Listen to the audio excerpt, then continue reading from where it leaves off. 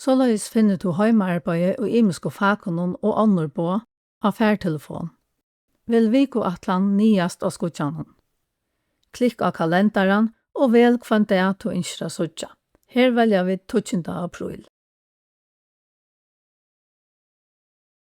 Under 20. april sørst du 2 tøyer, ein for landafrøye og ein for førest. Heimaarbeiði mest vi iveskriftene heima. Når under heimaarbeiðinum, under iveskriftene og i skolanum, kan læraren hava skriva hva de får gjøre i hesen tøymannen i skolanum. Oppi ivor vikuatlanene suttjas møvelig føst på.